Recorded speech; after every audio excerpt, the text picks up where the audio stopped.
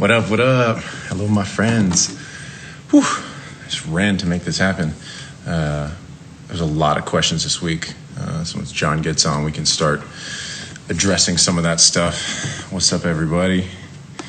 What up, what up? What's up? What up? How you doing? Doing all right. I was like scampering around my place trying to write down questions and get everything done. I'm a little loud. I can hear you feeding back into me. Is it possible to turn you down a little bit? Yeah, got you. How's that? Probably better. Okay. Yes, I think it's good. All right. How you doing? How was your weekend? It was good. I mean, you know, you're in LA. You're in downtown LA. The fireworks are absolutely fucking insane. Insane. The smog is crazy. The air quality index is over 300. It's too much. You and I both don't have pets, but many pet-owning friends of mine were like, fuck all this. It's, you know, stressing animals out. Yeah. And, it looked very pretty on the skyline, but, yeah. I was driving back from Brentwood on the 10, and it was amazing. It was beautiful. But congratulations, LA, we've ruined our air. Yeah, it actually said I was the morning of the 5th. It actually said like hazardous air conditions. Yes. Sometimes it says unhealthy air quality, and actually went full on. Full on. Yo, we got so many questions. All right.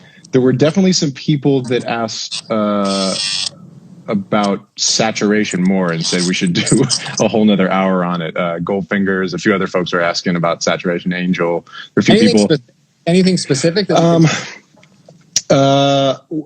Angel asked about distortion and saturation on 808s and 909s. Come on. Why do we have to talk about specific things? Well, I will say that from a production standpoint, there's like just the idea of getting an 808 to sing in a lot of different on a lot of different systems. I've used basically every distortion plugin available to me from Pro Tools and Ableton and third party. Yeah. And gotten good results with almost all of them. Pedal in Ableton, lo-fi, decapitator, all that shit. It's taste. It's taste. What do you like? I think when you don't want to change the sound too much, you're going to, again, want to use more of an even order harmonic thing. If you're trying to shape it minimally, blend in some saturation, try decapitator in pentoid mode, the P mode, or the T mode, the triode mode, and blend it in. Use the mix knob a bit. I don't know. I don't have a specific. I use all different tools for that. I think recently I used just a very small mid-range band on the Ozone Exciter that I talk about every week on here. I think I just went from like 200 to 400 and did a little warm mode saturation. Sometimes I do the dual triode mode. Sometimes I do the tape mode. It's never the same because every 808 is different coming from the producer, what they already used in the saturation. So one size fits all. That's why it's hard to discuss. I did think about something on my bike ride this morning that this might be a good place to inject it right quick in the beginning of this. I was thinking a lot about the role environment plays in creativity, right? Our environment, we spend so much time putting together our studios, our creative spaces. If you're a painter, you set up an easel so you can look out a window and trying to get all this this inspiration, this ability to feed ourselves with inspiration. And a lot of people don't think about, or at least I never did, about the digital environment. Like, we go into this computer screen, whether it's Ableton, Pro Tools, Logic, in audio specifically, it could be Final Cut Pro for someone else. And we don't think about customizing that environment. So all these tools, like I think we were talking about so many different saturation plugins last week and things. And then this morning I thought to myself, what if I told everybody on this live stream to delete every plugin that they have except for one of each tool, right? Or in Pro Tools, it lets you put things into an unused plugin folder. You don't even have to fully commit to delete it. But when I go into my plugin menu, I view it in manufacture a lot of the time. Like I do a lot of the type search in Pro Tools, but if I want to see it by manufacturer, I only have what I use.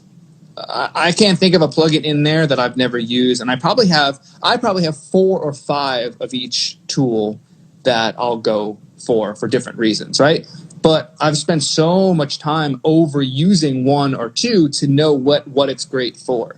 I think a lot of people haven't overused the 1 yet. So I just thought about that today. What if you only use FabFilter's bundle to make a record, whether it's mixing or producing, for 4 or 5 months? What if you just used that? Yeah. What if you only used Softube's bundle? What if you have all these plugins? What if you only used one company for a minute, and then trade off, and you'll maximize? So when you say 808 saturation, 909 saturation, first of all, those are completely different instruments made by the same company. Like totally. That resembles each other. So neither would maybe my saturation choice. But if I only had one, I'm sure I can make it work for both. I like that. I like that idea a lot. I mean, yeah, please. Just coming, one more thing, and then I want to hear. Just coming onto this live, I'm trying to take what I learned from my one of my business partners in conversations, Michael. Right, Michael is always trying to understand what the audience's takeaway is going to be, and I'm a bit of a riffer and a spewer of ideas that come to my mind. You're like Michael. You're trying to reinforce what I say and kind of narrow it down to, well, what are we giving people listening? And I want to continuously give people challenges. And a way to practice what we talk about on here, because I get pretty heavy. I can get pretty heavy into the technical aspect of what saturation is and does, and I don't even go half as deep as other people. But I would love to say you should try something specific, so there's a takeaway from our conversations together. That's great. I wanted to just flag one thing real quick. Todd in the chat asked about second versus third order harmonic distortion. Check out our live from last week. It's on my IGTV. We basically spent a whole hour talking about our knowledge of harmonic distortion and saturation and things like that. We're just pretty usable. It's a usable discussion. It's not super geeky, and I don't want to get super geeky with these things. So I want to talk usability. Well, yeah, like I said, when I started Googling about it, I realized how deep it can get. I need to buy a coffee before this. I love this. What up, Tito? I had 3 before this, so somebody did ask about your coffee intake. That'll be a question maybe for next time. When you're talking about creative environments, I think it's interesting to think about it digitally specific. I think most people don't even think about. I mean, you and I have been doing this for so long and worked with so many different people. We've seen so many different environments and seen how people set up their environments. For people starting out, figuring out what tools you're using, we live in a for us, it's sort of a new era, although it's standard now. But for people coming up, you have access to everything. You have all the crayons possible. You have every shade of every plugin. You have 9 million different EQs, and narrowing things and focusing things and strategies of how to do that. Super, super important. And the truth is, if you have one EQ plugin, you're going to be able to do 99% of everything you can do EQ wise with pretty much all of them. There are, we get into the very specific details of utilizing things for a certain kind of top end saturation. It gets very, those are very important to some people that might be watching and important to us. But also when I'm producing something, it's just like, give me an EQ plugin. And I go consistently to, now I use FabFilter, the Pro Q. And I think it's a really good idea, actually, is for people to EQs ever made. One of the best tools ever made overall. It's a dynamic EQ in there too, so it's spectrum analyzer. And mix a whole record with just that as an EQ. Yeah, I would say try that. That's why I say FabFilter first, because it's some of the most versatile tools. So for saturation, if you want to use Saturn and you want to use the EQ, use Pro Q3, you can do a whole record with just that, right? I guarantee it. You can make a record sound really professional with ears, proper monitoring, and those 2 plugins, 100%. Yeah. One of the things from a production perspective, I have a few analog synths that don't have presets, and that's one of the ways that I get out of you have unlimited options for things, where like I have a Juno 6, the first Juno that does not have presets, does not have MIDI. So every time I touch a knob, it's literally a brand new sound that's never existed before. Yeah. And that sort of thing is super important for the creative environment to be able to get out of the unlimited options. So maybe that's the theme of today, is trying to limit things and get everything you can out of them. I was hoping so, because I had two thoughts that I was coming into from the bike ride this morning, and that was the main one. But really, it's a whole world of understanding and I'll specifically talk about audio engineers, but we can more generalize and say audio makers, like creators of anything audio. I'm coming from it as an engineer standpoint, but I think this will translate overall, is what motivates us in general, right? Mm-hmm. And motivation is something that wavers, right? So, for example, we're motivated right now on safety in the world of understanding coronavirus. And we could be motivated by fear in that way. We can be motivated by love for others and protection of others. So many things that we could be motivated. So what motivates an audio engineer, and how does that stand in different contexts and times? So OG motivation for me and for a lot of people my age still and younger was survival, right? So we're motivated by work, survivability factor, trying to make rent, have enough money for food on the basic level. And that's one motivation. But my new motivation, I think something that probably a lot of people relate to, is I want to get to the desired result that's in my head or my heart or my body as fast as possible. So thinking about the digital environment, creative physical environment too, these are both super important. And I was only talking about the digital environment because I don't think a lot of people think about that. Is how do we get there faster? So if I say delete everything but what you need to get somewhere, you're going to get there faster because, just physically speaking, you're going to look at the menu of options less. That's just on a fundamental objective level. You'll get there slightly faster, right? But when you learn the tool to its mastery level, or as close as possible, you'll be able to get what's in your head out faster with multiple tools at some point. So that's just a kind of an overall theory that I have towards speed, and not speed in a lazy sense of I just want this to be done. Speed in a sense of, no, I can now do more, and then I could be motivated by other things like spending time with people that I love, with other hobbies and passions, and you know what I'm saying. It leads into a conversation about workflow generally. It's something that I love having new options. It makes me feel like I have more potential and cool new things, but it always slows me down. Yeah. Because it's always like, I got this new plugin and it's so awesome and I'm going to produce this thing today. And then I spend 30 minutes trying to figure out how to make the envelope and then all of a sudden I've lost the momentum of excitement. And there's so much about what we do, even if you're from songwriter to mastering engineer and everything in between, the ability to feel excited about something is really what gets us to do our best work.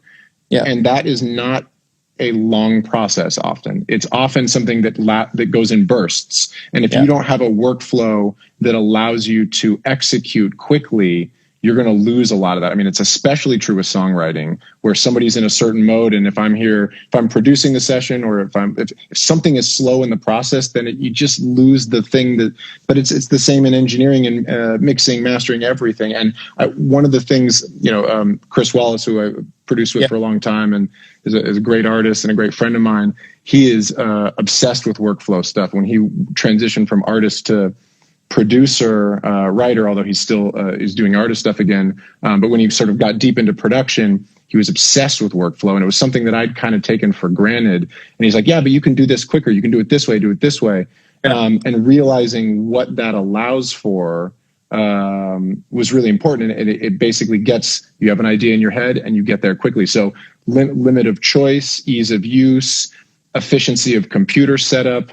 And then we get into the bigger things like meditation and exercise and diet and those sort of things that keep you focused. I mean, that's a deep, deep topic. You want to be prepared, right? Yeah. So understanding the tools allows you to be prepared. Now, I'm not trying to discourage from experimentation and learning new tools. It probably took me about a month after FabFilter Saturn and all the hype my engineer community was talking about. Oh, it's so sick the day it came out. It's like, cool. I mean, I'm sure I'll try that, but I'm not going to try it when all this hype is going on because I don't want that bias, right?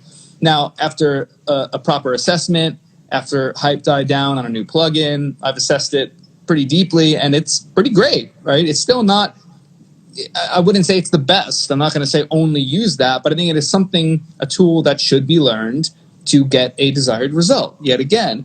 But there should be experiment time, but there's also time that someone is hiring you to get a job done, and depending on the deadline of that, it's not really for you to learn a new tool. It's for you to apply the knowledge that they're coming to you for, right? So now, granted, this is a new writing day, new artist. You found a new synth. You can argue that would work, but also if you want to get that song and that artist or that writer inspired to write melody, you actually might want to put down a very strong fundamental synth sound that is going to provoke a certain emotion, right, and connection for them to get their voice heard too. So you might actually get in the way of that by spending an hour. I mean, I've heard this from writers, specifically writers that never produce. It's like, why was that dude working on a snare drum for an hour when I'm just trying?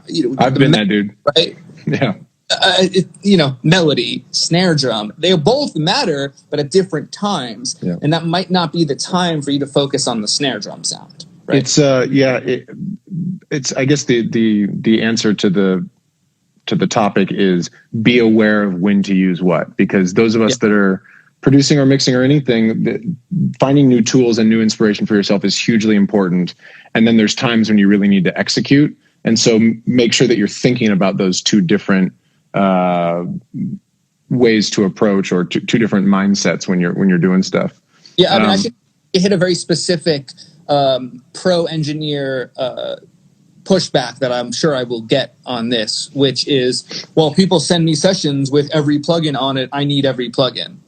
Sure, that's fine. I don't really know what to say to that. I just want to acknowledge I know that's a thing. Yeah. I don't care. I have my assistant who probably has everything bounce me stems with everyone's plugins already committed, because I don't want to see your messy shit. Like, I just don't see the messy shit of every engineer that has their way, because it's psychologically gonna mess with me. Like, all of a sudden I'm gonna open up your attack speed on a compressor or take it off, and then things are gonna change. And I can talk about that for days, like what the possibility of change and how you won't be able to hear improvement because it's different and demoitis, and that goes on forever.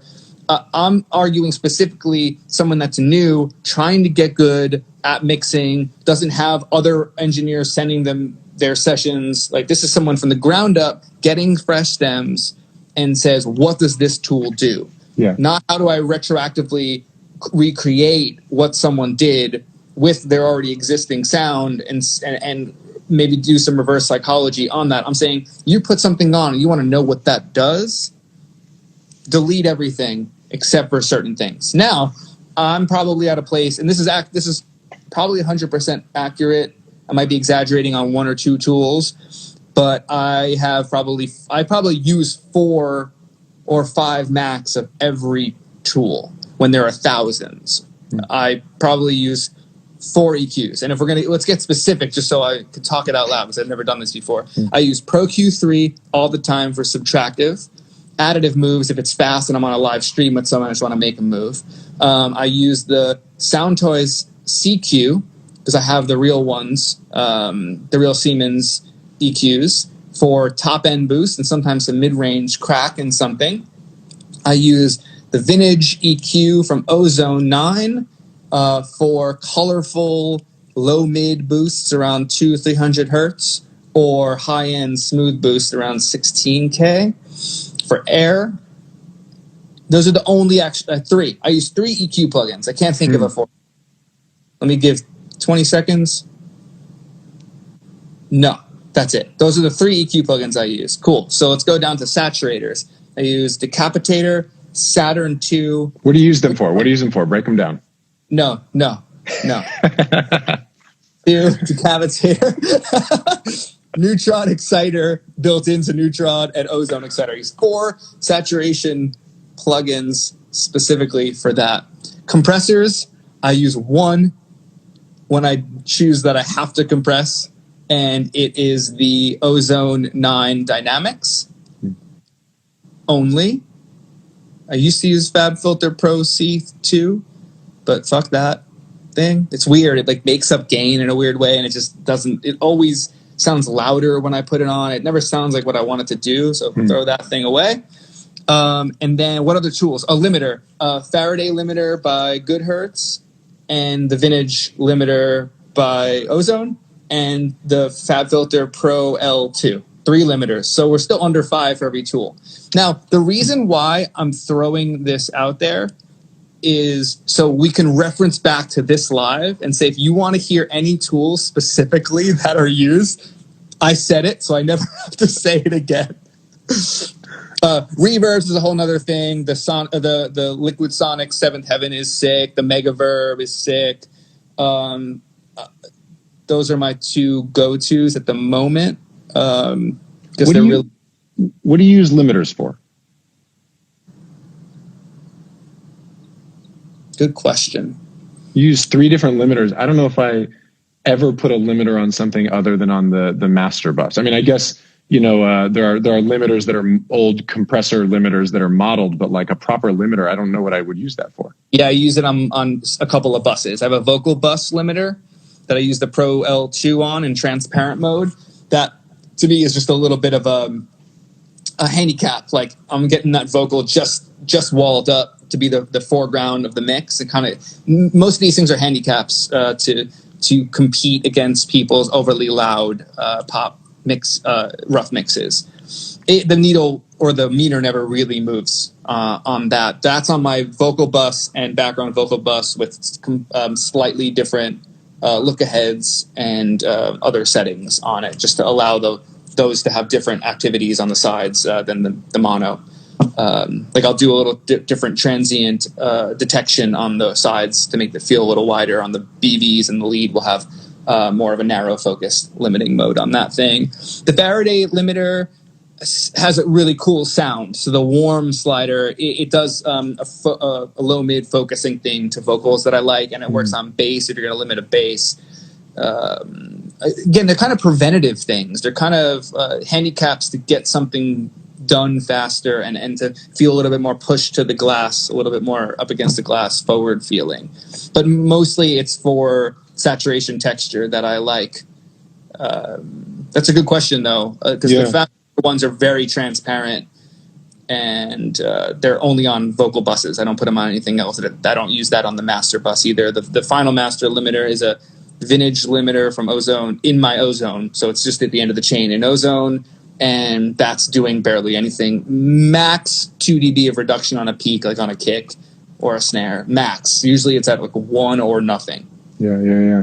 It's interesting. I think that's something that's very useful for me, and therefore I assume lots of other people, how to make things feel loud and density, which you talk about a lot. We talked about last week, talking about harmonics, but how to make things compete with people that are overdoing compression and limiting and all that stuff. So tactics to make things still feel dynamic and open, but have a certain kind of solidity to them. That's interesting. I'm super into the really vague terminology of use your ears. So when I put the Faraday limiter on, and it's a limiter, right? That's a tool. It's a limiter, but I'm not really using it to limit very much.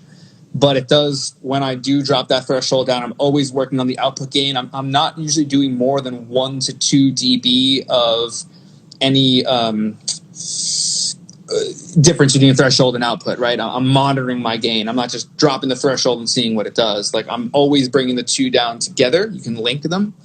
So you're only really affecting something. I'm only really affecting something a dB or 2. Sometimes it's cool to put limiters on reverb tails to add a density to the tail, the reverb, and then like with that fast release, like it'll just let go at some point. Like, you can really dial in density of space with a limiter. So I like to use limiters in that style on effects, bringing up tails of delays too, really making sure you get that last decay, the last bit, you know. So that's a reason for a limiter versus a saturating tool. I wanted to maybe just sort of riff on something you said, this idea of use your ears. I think people might hear that and go, oh, they're just saying,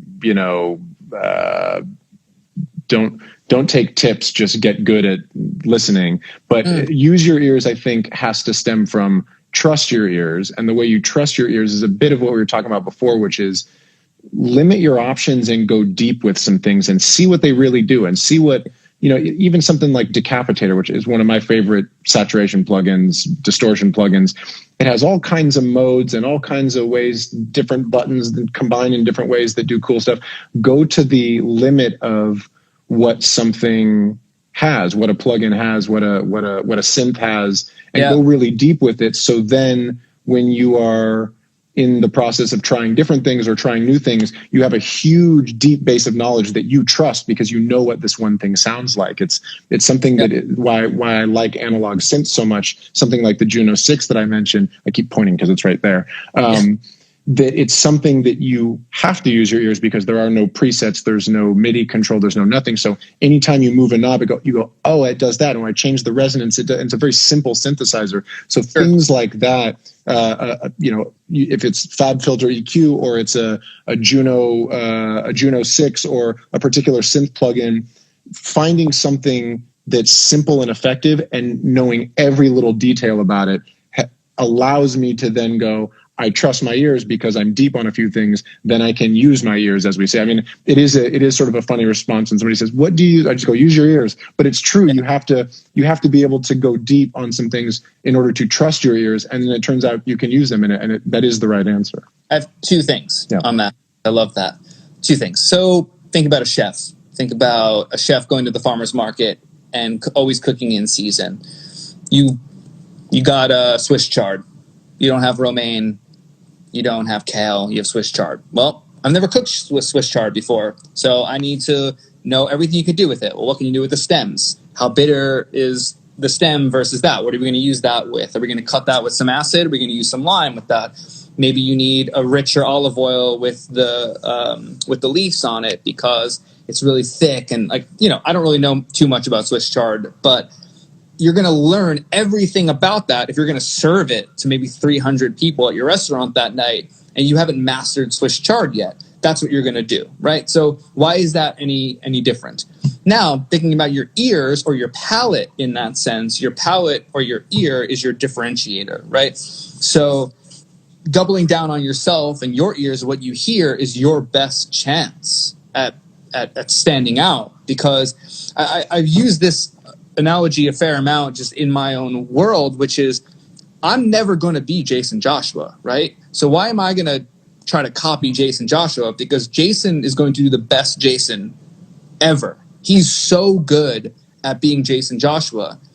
The best chance I have for getting hired equally to Jason Joshua is to be the best Jon Castelli that I possibly can be, right? That's why I always go back to use your ears, because that's our best shot at standing out and getting consistent work in what we do. And as a producer, too, you have to sound familiar enough to be reminiscent of something that's either on the radio or in the genre you're working on. But you need to be a little bit left of that because you're not going to out Max Martin. That you have to think that way just enough to say, okay, I want to exist in this lane. I want to know this. So I as vague as I think use your ears or use your palate as a chef or use your eyes as a photographer that's the only way we can truly be us. And if we think even deeper about that, that's the easiest thing to do, right? It's so much harder to copy someone. And this also, I should specify, I think it's actually great for young people to try to copy what other people do to a certain degree. But to find your own voice along the way, sure, try it. But again, someone's gonna go to Jason Joshua before me for Jason, right? There's just no way I don't want to do what he does. Only for that reason, I think a lot of moves that he does are really great. But if I do them, I'm just never gonna do them like he does. So even for someone constantly learning like me, who's still pretty young in his field, I'm also listening to what other people do to not do that at this point, versus I was listening in order to say, oh, I like that. How did they get that result? and I heard this was the trick and tool they use. It's nice that that's why I got those 3 to 5 tools out of the way in our conversation. Is I want people to go use the Decapitator and Saturn. I think those are great tools, but you're never going to use them exactly how I use them. You might leave them on the stock setting right off the bat, and you get what you want, right? There's no tweakability factor of it that makes you sound like me. It's just not going to be a thing, and we need to reinforce that. So when you're riffing on the idea of use your ears, it really always comes back to that, because if you're constantly referencing a being, somewhere along the way, you're going to miss where you were aiming for. And you should always try to get to where you're aiming for. Well, it sounds like on some level what we're talking about, use your ears, trust your ears, develop your taste. Mm-hmm. That's really what it is. There's a great, the author Neil Gaiman has a commencement speech, which everyone should go watch. Just say Neil Gaiman commencement speech. If you haven't seen it, you should see it. It's unbelievable. But one of the quotes from it basically is a commencement speech to a graduating class at an art college in like 2011. And it's basically how to be a creative person in a capitalist world. It's an amazing speech. I watch it every few months. I send it to half the people I work with. It's so good. But he has a quote in there. He says, "You don't find your voice." Like the instinct at the beginning of your creative life is to copy, and it's not a bad instinct. The quote is, "You don't find your voice until you've sounded like a lot of other people." And that transition from I'm copying, I'm referencing to I'm going deep and developing my tastes, because now I'm hearing lots of different things. I've tried different things, but what is it that appeals to me and how deep can I go? You really got to develop that taste as a mix engineer, as a producer, as a writer. And then when we talk about trusting your ears, it's really trusting your taste. And that comes from, I think you said it's easy. I would say maybe something different, which is that it's simple but difficult, which is that it's not hard to develop taste. It just takes commitment and takes time and takes focus. And so when you are trusting your ears on something, on a mix, it's because you've spent a lot of time developing knowing what you're hearing, knowing what you like, knowing what the tools do, so that you can just quickly make a little high-end EQ boost and you're like, that's the right thing, rather than running through 6 plugins and is this better? I'm going to A/B. I don't know. You don't have to do that process. Yeah, that's a really good point. I by no means think that it's easy to develop your ears. I think that's when we talk about mastery of work and a craft. It takes a ton of time, and sometimes I have to take a step back. And I'm talking by experience, and I should take a step back and say, well, I guess along the way, here are some things that I did to develop that. And hearing you push back on that was really helpful, because really we have to get feedback, and you're testing things out along the way, whether it's for friends, family, other peers and professionals in your field. We really have to get pushback and feedback from other people. So then ask why. So if someone critiques your work and you're like, oh, you're wrong, like they don't know what they're talking about, they're a dentist. It's like, oh, okay, the dentist is who consumes my music on the way home from work. Like, the dentist might know better than I do in a sense, because they're listening completely emotionally and connecting or not connecting, right? They don't know that I use FabFilter Saturn 1 or 2 and which mode I use. Like, who gives a fuck what mode you use? Like, to get an emotional connection to the music for the listener, right? So we need feedback. That's something that we need to talk about. Sure, you can develop skills and you can develop your taste, but if no one likes your taste, then no one's going to listen to it.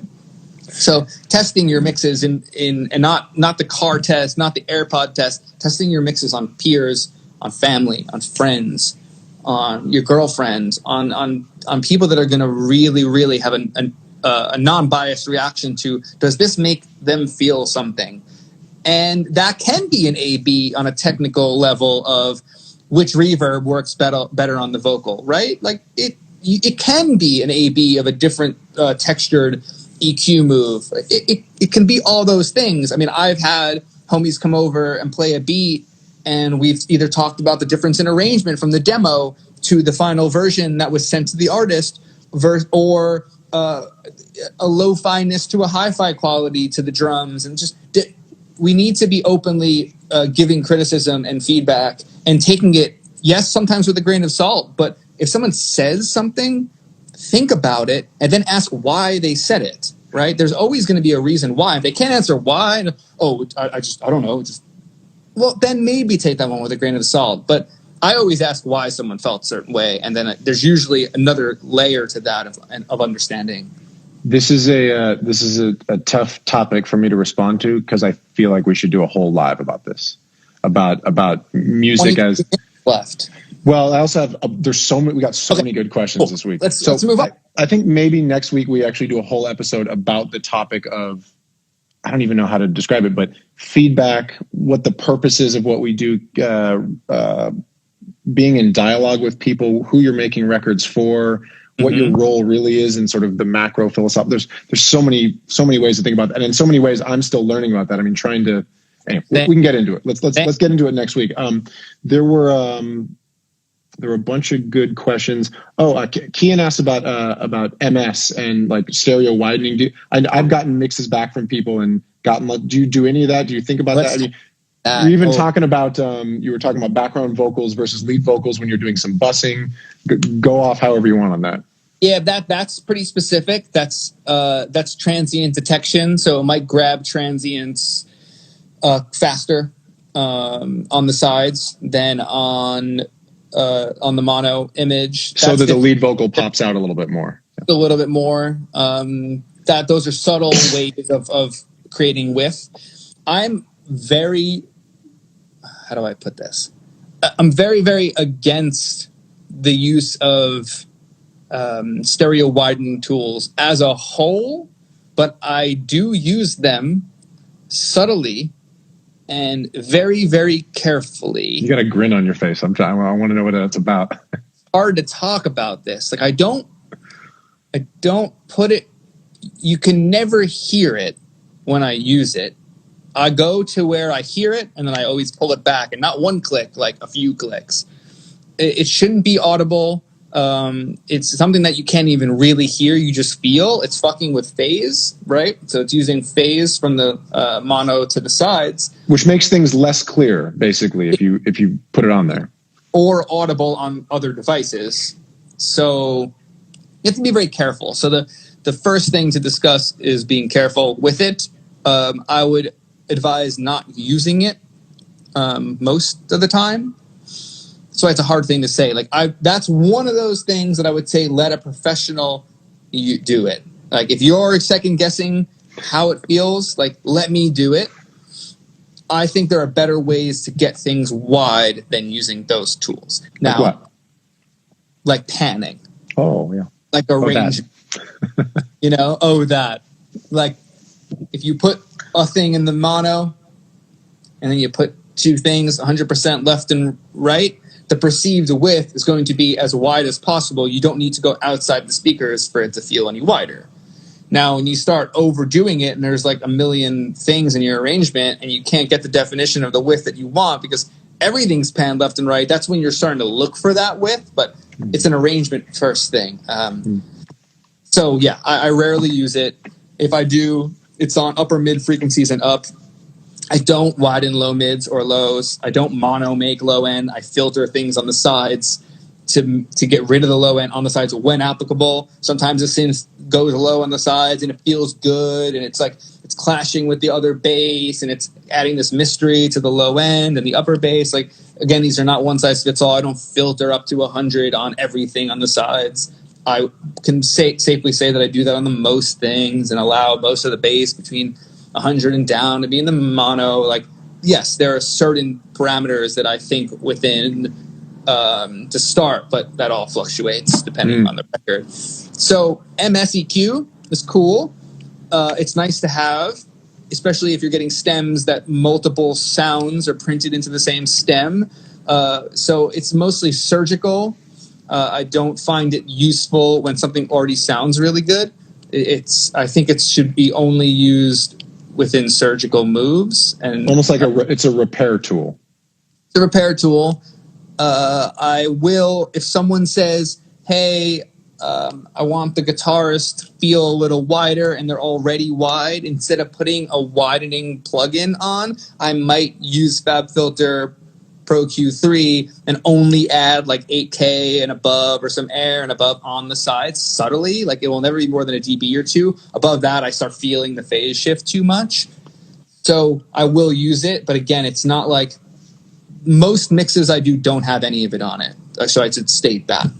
So it's very much minimally used. This is one of those topics that I hope many engineer people really get a lot out of, and I don't. I understand all of it, but it almost feels beyond my pay grade. The idea of subtly using 8K boost in just that, in just the stereo. It's great. I mean, this is why you're great. Job is in the fine details. Yeah, I love it. So I'm thinking of other ways. Basically, why I brought that up is I'm thinking of other ways to get width than putting a widener on all the time.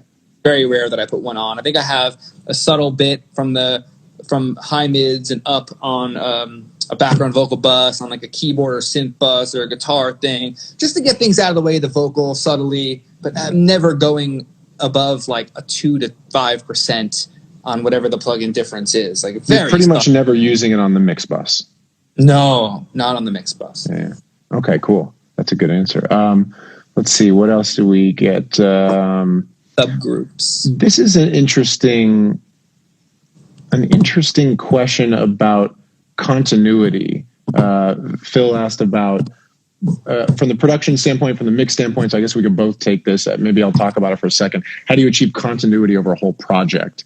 I think the answers, as with many things, are different depending on what your role is, what the project is. If you're the producer of the whole thing, you have a different kind of control. If you're the mixer and you get a bunch of different producers coming in, maybe go on it. I'd prefer, and this is very rare, like I'm mixing a couple of whole EPs right now, between 5 and 7 songs for a few artists. I don't have all the songs at the same time. They're still working. I think you can nail continuity if that's where your head is at, right? That's where your palette is at the same time. So if I could mix a whole EP in the same week, I think continuity comes organically then, because the same person is working on it with similar tool set. It could be a different producer, but that's my job, is to create cohesion. And that's rare, sadly. So thinking about that otherwise, go back to your other mixes that you did a week or two before this one and reference it for yourself. Don't reference something on Tidal or Spotify or Apple Music. Reference your own mix that you did on their song 3 months ago. This is going to sit next to that.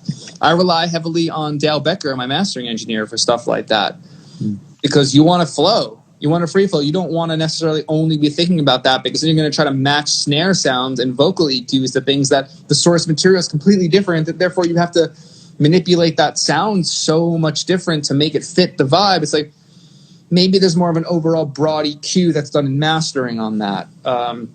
This is something I think about with level. Is it really my job to be at the same level mix-wise the whole time? Yeah, it should be. I mean, we mixed the entire Khalid album in 2 weeks, and that was great because I was worrying about the level of everything all at the same time. Sometimes you forget where you came in, and you got to remember it. It's tricky. I think it's kind of what separates pros and amateurs in a sense, being able to come back to that spark and that understanding of where you were for this project. Always, when someone calls you and says, "Oh, it's deluxe edition," it's like, oh, okay, cool. It should still feel like it fit on the same album. What happened 6 months ago? So I think you constantly have to check yourself for cohesion. I think this goes back to how I started the conversation of talking about deleting a bunch of tools. Like, if you're using the same tools, that's a step in that direction, right? So a lot of that color box, you got the basic 8 Crayola crayons. There's only so much you can do with that in changing someone's sound, right? So I always come back to that. I'm not necessarily trying to change someone's sound. I'm trying to elevate it and embolden what they've already given me. So if the producer is already giving me something cohesive, say the same producer did 5 out of the 7 songs, my job isn't that hard. I don't have to overthink it. Now, when someone else gives me 2 other ones, that's easier to fit into that zone because I already have similar tools that are crafting and shaping those sounds into that world. So I'll use the import session data feature. I'll save chains. Now that Pro Tools can finally do that. Yeah, right. I'll save it with the artist's name, Quinn's vocal, and then I do bring a lot of that. So Quinn has his own vocal setting for an entire album that I mixed for him. That's actually coming out on Friday, which is really exciting. Nice. And I think I mixed everything but one song, and like the vocals were recorded by different people, but he has such an identifiable voice that I wanted to make sure that. So I did think about it in that sense. But some of them have more effects than others. Some of them sound like they're printed in a room effect before they even got to me on this record. That sounds a bit 70s and kind of cool and wide and affected. Like that's going to sound different than the dry mono approach to a vocal with no reverb. But how can they still exist in the same space? How do you EQ that to fit? How do you EQ the room out of something that's printed? These are things that are constantly on the mind of anybody mixing a whole project. Yeah. So it sounds like the sort of the few fundamental elements to making things sound cohesive, the same team as much as possible. And if that means that when you're if you're producing it on some level, your taste is going to be involved in all of it. And I generally don't worry about that now if I'm working on, I haven't done a whole album in a really long time. Not a lot of people are doing that these days. But when that does happen, it's hard to not make it sound cohesive. If you have the same person singing and the same person directing the sonics, it's going to kind of come out that way. I think these days, since that doesn't happen as much, and you as a mix engineer, you're getting things from a lot of different people.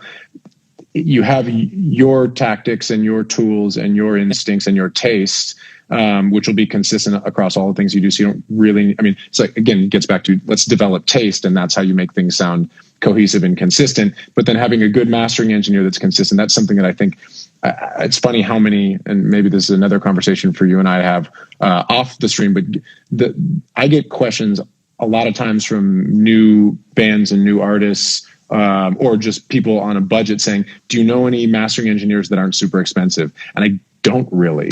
And that's, I think part of that is because mastering is a very intense, very specific thing that is expensive, and you really need someone good. And one of the reasons for that is it helps with cohesion. It helps with cohesion both across your project and between other records you might be referencing to. So mastering engineer, very important for cohesion. And then the interesting thing you said in there that I hadn't really thought about is the timing, where if you're working on a bunch of things over the course of a month versus over the course of a week, the things you do over the course of a week are going to be more cohesive. And whether that's writing, producing, mixing, mastering, whatever, if you compress the time frame, the way your ears are feeling, the way your heart is feeling, the taste you're in, what you're listening to, what the weather is like, all these things are going to affect. Really, it's, you're in a certain space, and, if you're worried about cohesion, those are the things to think about. I think, the team and the timing. That's a great example in the timing to talk about. I actually do this. Certain records feel like nighttime records for me. Certain records feel like morning records for me. Certain records feel like daytime records, right? So I'll categorize it in my head of what I'm feeling in what time of the day. Ooh. So I do that pretty often. It's like, ooh, this one feels like I should do late night. So I'll wait. I'll do it after dinner or just before dinner, sunset, something like that. So that can be across different artists. It doesn't have to be like, oh, this record in the middle of the EP feels like nighttime. It can be that, but it can be many different artists at the same time. Like right now, I think I have 7 different artists that I'm mixing for today, between this week, the rest of the week. Yeah. And think about which ones I want to do at which times of the day always. That's very interesting. Yeah, there are definitely, when the sun goes down, the records sound different. This house I'm at now has lots and lots of really amazing windows and south-facing light, and the songs that I write at 2 p.m. here with lots of light and the beats that I make and the things I do are very different than if I were in a studio with no windows. I think, getting back to talking about environment and how those things are affected, time of day is really interesting. Man, that's a whole nother hour right there too. Hey, let's get one more question. We got 9 more minutes. Let's see. There are a few questions. We've been getting some good questions about monitoring, which I know you and I talk about a lot. Oh, we have a whole hour on that. Yeah, today, but we didn't actually people were asking about basically like if you don't have the money to buy PMCs or ATCs or the big expensive monitors, what do you get that can carry some bass? And we're not up on the latest things for $1,500 that have great 8-inch woofers, but so I don't have a good answer for that. I don't know if you do. Like you said about mastering, it's expensive. Yeah, it is. Save your money, practice. This is a very hard question to answer. I'm a little bit far removed I think for good reason, because I'm trying to think a bit more philosophically about why we do and how we can learn to hear the way we hear and feel the way we feel versus what tools to recommend to people. I got a thought. Please. If you have less than say $2,000, which is one of the specific questions, monitors under 2K, I think a variety of sound environments might be better than trying to spend $2,000 on monitors. And what I mean by that is a pair of headphones that you really love. I mean, I guess you're getting pretty much everybody has some version of AirPods, earbuds, something like that. But a nice pair of headphones, spend $1,000. That's actually a really good point. I'm going to say this out loud. This might change in the next day after other people give me feedback. $1,000 or $1,500 might be better spent on a great pair of headphones than on an inadequate pair of monitors. I think you have to hit that $3K and above mark to get monitors worth spending money on. I think getting great monitors that have, that's probably true. What are the $1,000 headphones that are better than the $200 headphones? I hear some Sennheisers are pretty great. Oh my God, I love Akito. I'm back. Like she got her coffee. She got her coffee and came back. You made it. 5 minutes to spare. Yeah, I don't know. I'm bad. I don't know either. I think you save your money and you get great monitors. I think the only thing that comes to mind would be a pair of like Dyne Audios. That they're a company that doesn't overhype anything. It always sounds good. There's nothing about them that sounds really shitty. They got some headroom in there before they distort. You want something that doesn't distort. I don't know. I could probably do more research on lower level monitoring. I just don't really want to talk about it, to be honest. I understand. I think I feel like my time is better used for people to discuss other things than recommendations on shitty speakers or cheaper speakers. Well, what I was going to say maybe is that the advice I'd give people... No barefoots. Sorry, let's just hit that right there loudly. No fucking barefoots. Why? Your money. Why don't you like them? They distort. They make you think that something sounds good when it doesn't. There's phase issues with the driver coming out the left and the port on the right. It's like there's something wrong with the create. Something always feels wrong and phasey. And in the position where they sound the best, their best, they don't sound good to anybody else in the room, and that's not usable for collaboration. And when I say that, their best, it's still awful in my opinion. It always sounds so pinched. It sounds like an EDM record all the time. It's like so dense. It's like sounds like I think there is a limiter or a compressor built in to sell you hype, to sell you like this sounds so good already. And they make they're harsh. I've never used them. I know some people that have them, but I've never used them. Some people. We got 4 minutes. Let's end on this thread. We can go deeper into monitoring. Yeah, I have one more thought on it, so finish yours. Some people make great records on any type of speaker, right? Well, let's remember that people aren't doing that because of it, right? They're doing it despite it. Some people are virtuosos and savants, and they can make anything great on anything. But just because you hear something from someone else that was great and was created on something or with something, that doesn't mean you're going to be able to make something sound great on that thing too. And that does resonate with me as something a bit hypocritical, because I always talk about my PMCs and stuff. Yeah, maybe someone can't make something sound great on PMCs too. So I'll say that. I just think the chances of success of hearing what's actually there, that to me is the best speaker that allows for that capability, and has given me the best advantage. Yeah, that all makes sense. I would say my thought about what to do about monitoring is it depends on what you're doing. If you are if you are a full-time mix engineer, or that's where you're going, save up to get really, really good monitors. And, if what you're doing is you are a finishing listening environment type of person, you just got to have speakers that are many thousands of dollars to really hear everything and hear it great. If you are on your way, or you are producing, or you're doing other things, I think a spectrum of reference points and monitors that are fun to make stuff on. Because on some level, you just got to get some shit you enjoy being around, and probably aren't too bright so they don't explode your ears when you're trying to make fat beats at 2 a.m. If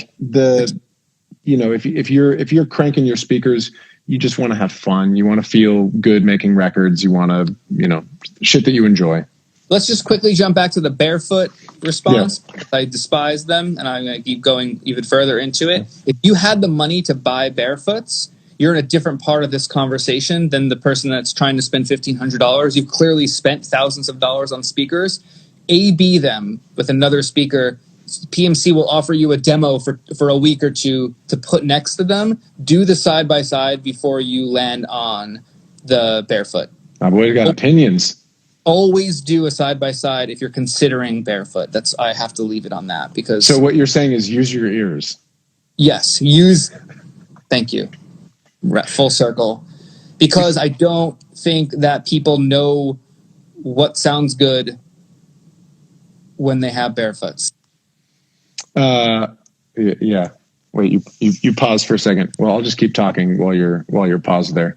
We have another 3 minutes. We have another 3 minutes left. And maybe I could use this to say, next week we're going to have audio versions of this, the audio podcast version of this, so people can listen to it rather than going to IGTV on my shit, which you can still watch all these on IGTV, all of our conversations.